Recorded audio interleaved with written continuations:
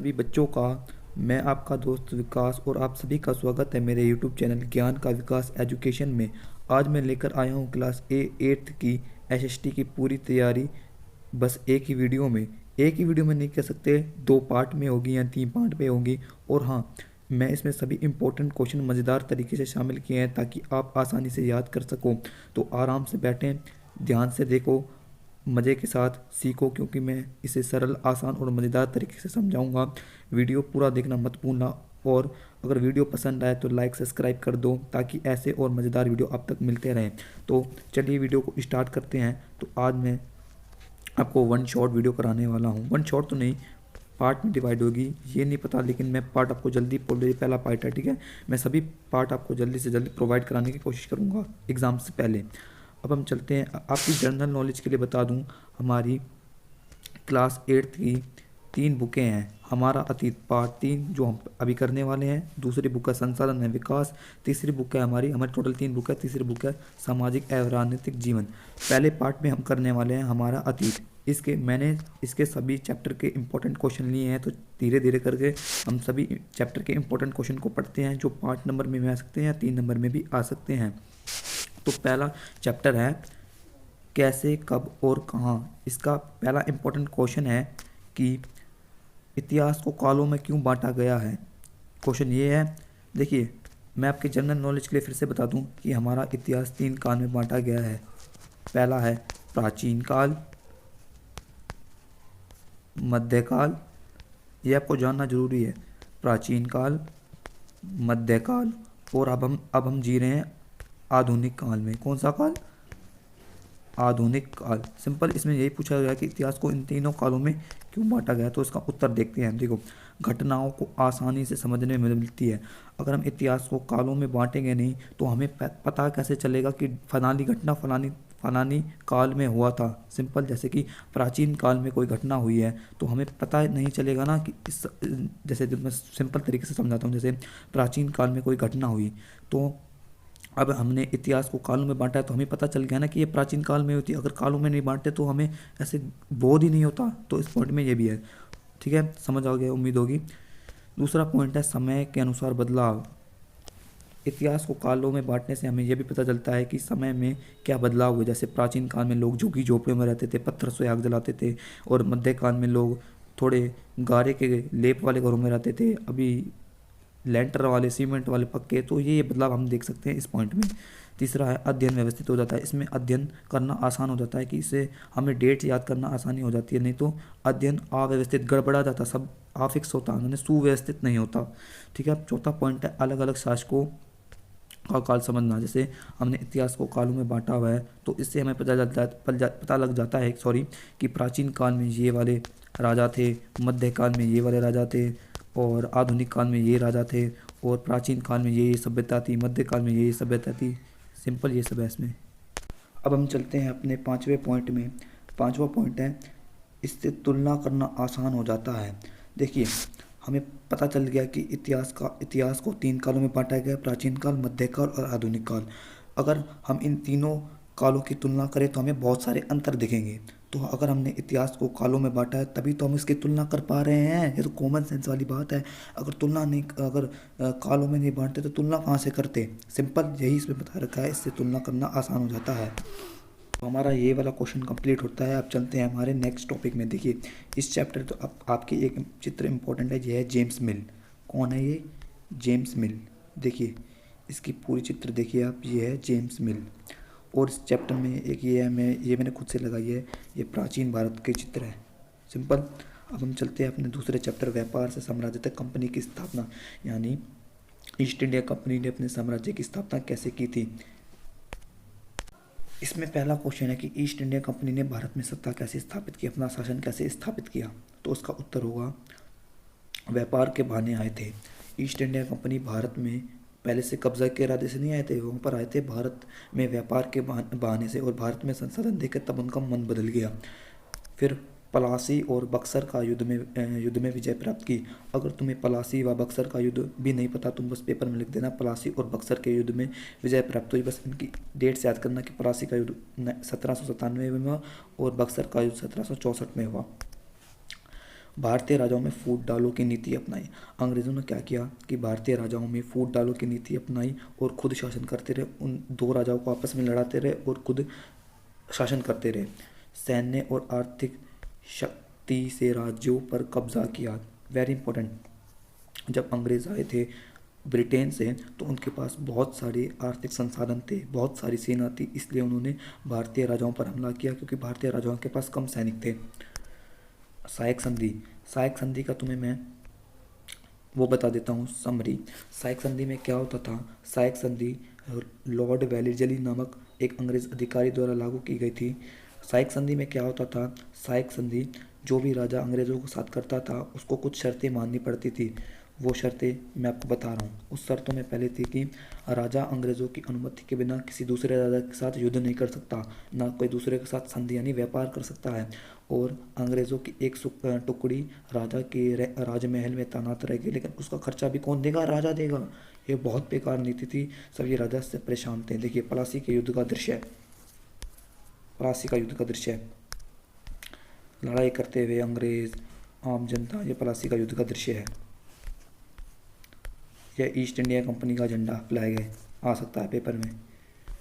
अब चलते हैं तीसरा चैप्टर, ग्रामीण क्षेत्र में प्रशासन, यानी अंग्रेज़ों ने ग्रामीण क्षेत्र में अपने प्रशासन कैसे स्थापित किया। देखिए आपके यहाँ दो क्वेश्चन इंपॉर्टेंट है, एक है इस्तेमारी बंदोबस्त, एक है रैयतवाड़ी व्यवस्था। ये दोनों कर की व्यवस्था यानी टैक्स की व्यवस्था है, ये 3 नंबर में आ सकती है। देखो इस्तेमारी बंदोबस्त। इस्तेमारी बंदोबस्त में क्या था? अंग्रेज़ों ने बिचौलिया यानी जमींदार को रख रखा था। उन्होंने जमींदार को कहा कि हम आपको एक फ़िक्स टैक्स दे रहे हैं, आप किसानों से जाओगे, उस टैक्स को कलेक्ट करोगे और हमें दोगे। हमें किसानों से कुछ मतलब नहीं है, अंग्रेज़ कह रहे थे हमें किसानों से कुछ मतलब नहीं है, आप जाओगे किसानों से टैक्स लोगे, जमींदारों को कह रहे थे, और हमें दोगे। और ये टैक्स फिक्स था और ये निश्चित तारीख में, और ये टैक्स जमींदारों को, अंग्रेज़ अधिकारियों को निश्चित डेट में यानी फिक्स डेट में सूर्यास्त यानी सनसेट से पहले देना होता था। इंपॉर्टेंट देखो इनमें यही दे रखा है कि जमींदारों के माध्यम से कर वसूली, निश्चित राशि और किसान जमींदार पर निर्भर थे। सिंपल यही है जो मैं आपको बता रखा है। अब चलते हैं रैयतवाड़ी व्यवस्था। रैयतवाड़ी व्यवस्था ये इस्तेमारी बंदोबस्त यानी स्थायी बंदोबस्त को इस्तेमारी बंदोबस्त भी कहा जाता था। क्या कहा जाता था? इस्तेमारी ऐसे लिखा जाता था, इस्तेमारी। सिंपल इसके दो नाम थे। अब हम बात करते हैं रैयतवाड़ी व्यवस्था। रैयतवाड़ी व्यवस्था कहाँ लागू की गई थी? बम्बई दक्कन। कहाँ? बम्बई दक्कन में लागू की गई थी। रैयतवाड़ी व्यवस्था इस्तेमारी बंदोबस्त के बिल्कुल विपरीत थी। इसमें क्या था? अंग्रेज़ लोग समझ चुके थे कि जमींदार लोग हमें टैक्स नहीं देंगे, इसलिए उन्होंने किसानों से बात करना सीधा शुरू कर दिया। उन्होंने किसानों से कहा कि हम आपको फिक्स टैक्स नहीं देंगे, हम आपकी भूमि की नपाई करेंगे और भूमि के अनुसार हम आपसे टैक्स कलेक्ट करेंगे। अब अंग्रेज़ सीधा किसानों से कर वसूला करते थे। अब क्या होता था? अंग्रेज़ हर 30 साल में किसानों की भूमि की नपाई करते थे और भूमि की उपजाऊ क्षमता के अनुसार टैक्स लिया करते थे। सिंपल ये क्वेश्चन आपको समझ आया होगा। रैयतवाड़ी व्यवस्था और इस्तेमारी बंदोबस्त। देखिए कृषि करता हुआ एक किसान कृषि करता हुआ किसान, ये धोती पहन रखा है, एक लकड़ी का हल है, 2 बैल हैं। सिंपल ये इसमें ध्यान देने की चीज़ें हैं। अब हम चलते हैं अपने चौथे चैप्टर, आदिवासी दीकू और स्वर्ण युग की कल्पना। इस चैप्टर में एक इम्पोर्टेंट क्वेश्चन बनता है कि आदिवासी विद्रोह के क्या कारण थे। तो पहला भूमि छिन जाना, दूसरा भारी कर लगाना, तीसरा जंगलों पर प्रतिबंध, चौथा दीकुओं द्वारा शोषण, पांचवा अंग्रेजों की कठोर नीति। देखो यहाँ दीकू गलत लिखा हुआ, दीकू ऐसे लिखते हैं। देखो पहला अंग्रेज़ों ने आदिवासियों ने विद्रोह क्यों किया, इसके कुछ कारण थे। पहला उनकी भूमि छीन ली गई थी जंगलों से। सिंपल उन पर भारी टैक्स लगाया गया था। अरे तुम भूमि छीन रहे हो तो वो टैक्स कहाँ से देंगे। तीसरा जंगलों पर प्रतिबंध, जंगलों में कंपनी ने अपने वो उपजाऊ कृषि प्रोत्साहित की, उन्होंने जंगलों से भगा दिया गया आदिवासियों को। दीकुओं द्वारा शोषण। कुछ बच्चों को पता नहीं होगा कि दीकू क्या होता है। आदिवासी दीकू उन लोगों सॉरी आदिवासी दीकू उन लोगों को मानते थे जो उनका शोषण करते थे। कौन? आदिवासी उन लोगों को दीकू मानते थे जो उनका शोषण करते थे। ठीक है, दीकू आदिवासियों को शोषण करते थे, कई बार उन पर लठयान भी चला देते थे। और पांचवा है अंग्रेज़ों की कठोर नीति। ये सब पॉइंट अंग्रेज़ी की कठोर नीति है। सिंपल आप देख सकते हैं कि इसमें कैसे आदिवासी अंग्रेज़ से लड़ रहे हैं और अंग्रेज़ आदिवासियों से लड़ रहे हैं। बंदूकें हैं, तलवारें हैं, ये सब ध्यान देने की चीज़ें हैं इस चैप्टर में। ठीक है, अब हम बात करते हैं जब जनता बगावत करती है 1857 उसके बाद। देखिए ये वाला question very very very very important. देखिए इसमें पूछ रखा है कि 1857 की क्रांति के क्या कारण थे। मैं पहले पढ़ देता हूँ फिर तुम्हें कारण बताता हूँ। ये वाला थोड़ा पॉइंट गलत है, इसे मत देखना, इसके बदले तुम लिख सकते हो राजाओं, समझा रहा हूँ आपको, 2 मिनट रुकिए। राजाओं का शोषण, राजाओं का शोषण, सिंपल। देखिए 1857 के विद्रोह के कारण, पहला कारतूस विवाद। देखिए एक अफवाह फैल गई थी, ये सच्चा नहीं है, इसके प्रमाण नहीं है, कि उस समय फौज में हिंदू और मुसलमान होते थे, तो गांव में अफवाह फैल गई थी कि अंग्रेज़ उन्हें चर्बी वाला कारतूस दे रहे हैं, कारतूस जो उनका धर्म भ्रष्ट कर देगा। तो हाँ, तो उन्हें लग रहा था कि उनका धर्म भ्रष्ट हो रहा है, तो इसलिए जनता ने बगावत यानी विद्रोह करना शुरू कर दिया। चर्बी वाला कारतूस, कारतूस एक प्रकार का हथियार टाइप सा होता है जो हथियार में लगा हुआ होता है, सिंपल। अब हम चलते हैं दूसरे पॉइंट में। ये मैं आपको ये वाला पॉइंट लास्ट में समझाऊंगा, जो राजाओं का शोषण वाला। अब चलते हैं आर्थिक शोषण। देखो आर्थिक शोषण में क्या होता था, अंग्रेज़ भारतीय किसानों को भाड़े पर रखते थे, उनका शोषण करते थे, उनको पैसे भी कम देते थे। यानी अंग्रेज़ भारतीय किसानों को, उनके परिवारों को घर से ले जाया जाता था, उनको काम पर रखा जाता था और उन्हें पैसे भी बहुत कम दिए जाते थे, सिंपल। ये पॉइंट समझ आ गया। अब चलते हैं सैनिकों के साथ भेदभाव। क्या होता था कि कि अंग्रेज़ों की सेना में ज़्यादातर भारतीय सैनिक थे, इसलिए वो क्या करते थे, ना ही भारतीय सैनिकों को अवकाश यानी छुट्टी दिया करते थे, ना ही उन्हें वेतन दिया करते थे यानी पैसे दिया करते थे, उन्हें आराम करने का समय नहीं दिया जाता था, सिंपल। तो यही है इसमें। धार्मिक मामलों में हस्तक्षेप, अंग्रेज़ों ने भारतीय धार्मिक मामलों में हस्तक्षेप कर दिया और भारतीय जातियों को नीच समझने लग गया और भारतीयों का अपमान करने लग गया, सिंपल। इसमें यही था। देखिए इसमें 1857 के विद्रोह के आप तुम चित्र देख सकते हो, कैसे किसान वगैरह आ रहे हैं, घोड़ों में आ रहे हैं, बैलों में, बकरी वगैरह, ऊँट, कितना दंगा प्रसाद हो रखा है। अब हम चलते हैं अपने छठे चैप्टर में। मैं जल्दी जल्दी करवा रहा हूँ क्योंकि आपका समय बचेगा। देसी जनता को सभ्य बनाना और राष्ट्र को शिक्षा करना। देखो अंग्रेज़ों को ये लगने लग गया था कि भारतीय असभ्य हैं, ये शिक्षित नहीं है, इसलिए हमें इन्हें सभ्य बनाना होगा, सिंपल। तो इसमें पहला क्वेश्चन है, अंग्रेज़ भारतीयों को सभ्य क्यों बनाना चाहते थे? इसके कुछ कारण हैं, ये रहा। अंग्रेज़ों का मानना था कि भारतीय समाज पिछड़ा और असभ्य है, ये तो पॉइंट आपको समझ आ गया होगा। अंग्रेज़ ये भी मानते थे, अंग्रेज़ भारतीय रीति रिवाज और परंपराओं को गलत मानते थे, इजी पॉइंट। उनको लगता था कि भारतीय शिक्षा प्रणाली कमज़ोर है, अंग्रेज़ों को लगता था कि भारतीय शिक्षा कमज़ोर है, अंग्रेज़ी शिक्षा सर्वोच्च है। वह भारतीय धर्मों और संस्कृति को हीन समझते थे, मतलब वो भारत के विभिन्न धर्मों को हीन दृष्टि और भारतीय सांस्कृतिक त्यौहार को हीन दृष्टि से देखते थे। उनका उद्देश्य यह था कि वे अपने शासन, देखो उन्होंने, तुम सोच रहे होगा कि वह अंग्रेज़ अच्छे हैं, भारतीयों को सभ्य बना रहे हैं, लेकिन नहीं, इसके पीछे एक महत्वपूर्ण कारण था, वो अपना शासन मजबूत करना चाहते थे, सिंपल। और महत्वपूर्ण क्वेश्चन है, देखिए मैं आपको बताता हूँ। हाँ एक ये क्वेश्चन है, ये वाला इंपॉर्टेंट नहीं है इसलिए मैं नहीं करा रहा, ये वो जगह इसमें यह है कि वुड्स डिस्पैच 1854 क्या था? ये एक नीति थी वुड्स डिस्पैच, जो 1854 में चार्ल्स वुड नामक ने शिक्षा संबंधी रिपोर्ट दी थी। देखो चार्ल्स वुड एक अंग्रेज़ अधिकारी था। कौन था? एक अंग्रेज़ अधिकारी था। उसने एक वुड्स डिस्पैच नामक नीति लागू की गई थी, ठीक है। तो हाँ, चार्ल्स वुड ने एक नीति लागू की, वुड्स डिस्पैच। इसमें क्या था, उसने शिक्षा संबंधी रिपोर्ट पेश की थी। इसमें भारत की शिक्षा को मैग्ना कार्टा कहा गया था। एक नंबर में आ सकता है इम्पोर्टेंट कि चार्ल्स वुड ने भारतीय शिक्षा को क्या कहा था, सॉरी, मैग्ना कार्टा कहा था, सिंपल। अब चलते हैं तीसरे पॉइंट। उन्होंने शिक्षा विभाग स्थापित करने की सुझाव दिया था। किसने? चार्ल्स वुड ने शिक्षा विभाग स्थापित करने का सुझाव दिया। उन्होंने विश्वविद्यालय यानी यूनिवर्सिटी की स्थापना की सिफारिश की, यानी विश्वविद्यालय, सिंपल। इससे आधुनिक शिक्षा प्रणाली शुरू हुई, इससे मॉडर्न एजुकेशन स्टार्ट हुई। इससे क्या स्टार्ट हुई? मॉडर्न एजुकेशन, जो आज हम देखते हैं ना मॉडर्न एजुकेशन, वो इससे स्टार्ट हुआ। अब बात करते हैं, इसमें एक और इम्पोर्टेंट है, हाँ ये इम्पोर्टेंट क्वेश्चन है, राष्ट्रवाद के विकास में शिक्षा की भूमिका क्या थी? देखो सभी पहले बच्चों को बता दूं राष्ट्रवाद क्या होता है। राष्ट्रवाद किसी व्यक्ति में वह भावना होती है। हाँ, तो मैं राष्ट्रवाद बता रहा था। राष्ट्रवाद वो भावना होती है किसी व्यक्ति में अपने देश के प्रति समर्पण, जागरूकता, देशभक्ति इत्यादि राष्ट्रवाद होता है। तुम समझ जाओ मैं क्या कहना चाहता हूँ। ठीक है, हमारा क्वेश्चन कहाँ गया? हाँ, ये रहा। राष्ट्रवाद पूछा गया है, राष्ट्रवाद शिक्षा में क्या मतलब विकास कर सकता है? तो मैं शिक्षा से लोगों में जागरूकता आती है। हाँ, अगर लोग शिक्षित होंगे तो राष्ट्रवादी होंगे। सिंपल। लोगों लोगों ने अपने अधिकारों को समझा। अगर लोग शिक्षित होंगे तो अपने अधिकारों को समझेंगे, अनपढ़ होंगे तो नहीं समझ पाएंगे। समाचार पत्रों के मध्य से विचारों का प्रचार प्रसार हुआ।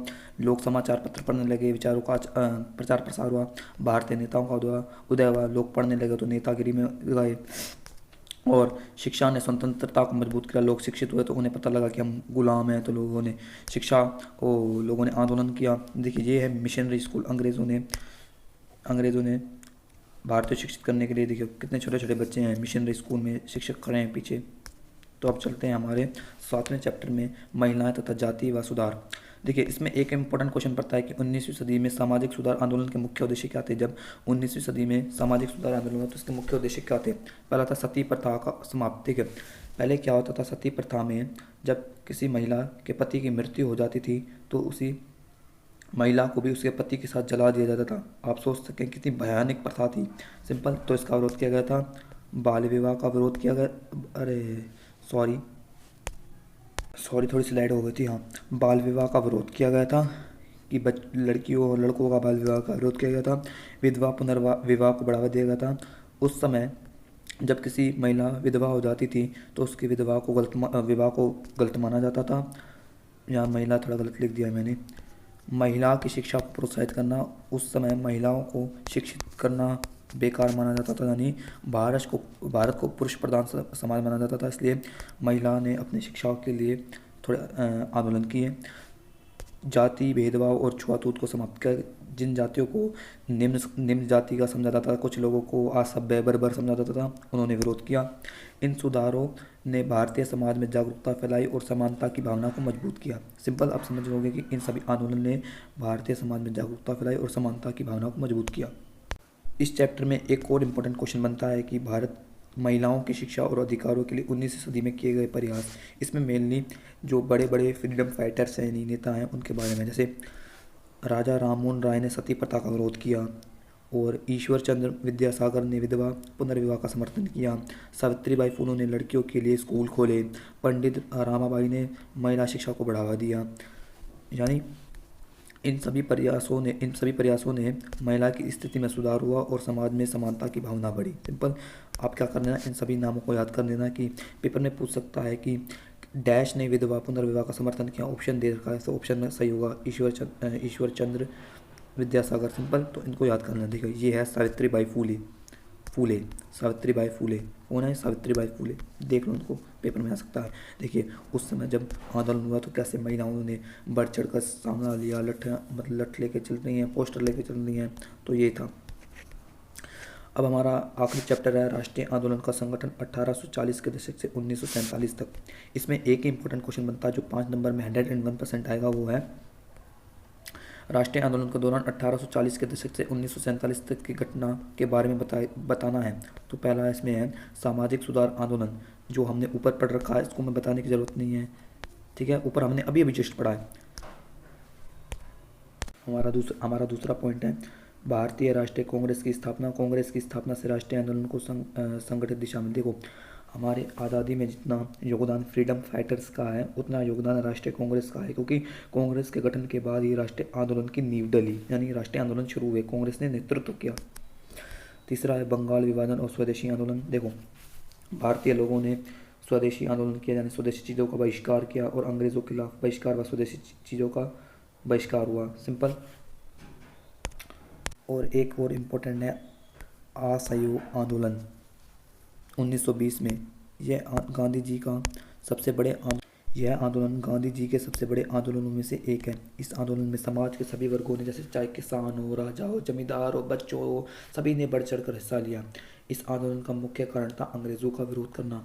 इस आंदोलन में वकीलों ने अदालत जाना छोड़ दिया, किसानों ने कृषि करना छोड़ दिया और अध्यापकों ने पढ़ाना छोड़ दिया, छात्रों ने विश्वविद्यालय स्कूल जाना छोड़ दिया। तो ये था, ये इम्पोर्टेंट है, इसमें आपका 3 नंबर का सवाल आ सकता है। हमारा 5वां पॉइंट है नमक सत्याग्रह। नमक सत्याग्रह 1930 में हुआ था। इस सत्याग्रह में गांधी जी ने दांडी यात्रा की और अंग्रेज़ों के कानून का विरोध किया। नमक यात्रा में गांधी जी ने क्या किया, समुद्र किनारे जाकर नमक तोड़ा, क्योंकि उस समय अंग्रेज़ों का अधिकार था कि नमक बनाने और बेचने का कार्य सिर्फ हमारा है और कोई नहीं कर सकता। लेकिन गांधी जी ने इस कानून का उल्लंघन किया और नमक बनाया और कानून तोड़ा और बेचा भी इसे। अब है भारत छोड़ो आंदोलन 1992। इसमें करो व मरो का नारा भी दिया गया था। ये गांधी जी का तीसरा सबसे बड़ा आंदोलन था। कौन सा? और इसमें 1 नंबर में पूछ सकता है कि करो व मरो का नारा कहाँ दिया गया था, किस आंदोलन में दिया गया था? तुम कहो भारत छोड़ो आंदोलन, सिंपल। इसमें भी सेम वैसी स्थिति होती है जैसे असहयोग आंदोलन में। मेरे हिसाब से भारत छोड़ो का आंदोलन ही अंग्रेज़ों को भारत से भगाने में महत्वपूर्ण भूमिका निभाता है। ध्यान से समझ लो, ठीक है। उसके बाद 15 अगस्त 1947 को स्वतंत्र भारत बना। ब्रिटिश भारत 2 भागों में बट गया, एक पाकिस्तान और भारत, सिंपल। देखिए ये चित्र है, इसमें गांधी जी हैं, सरदार वल्लभ भाई पटेल हैं, तो बहुत सारे फ्रीडम फाइटर बैठे हुए हैं पीछे हैं, तो वो हैं मेन, तुम 2 याद कर लो। ये बाल गंगाधर तिलक हैं, ये भी एक फ्रीडम फाइटर थे, इन्होंने महत्वपूर्ण भूमिका निभाई, महाराष्ट्र से थे। तो हमारी हमारी अतीत की किताब हो गई, और मैं नेक्स्ट पार्ट में तुम्हें कराऊंगा संसाधन एवं विकास। तो वीडियो को लाइक और चैनल को सब्सक्राइब कर दो। मिलते हैं नेक्स्ट पार्ट में, तो तब तक के लिए बाय।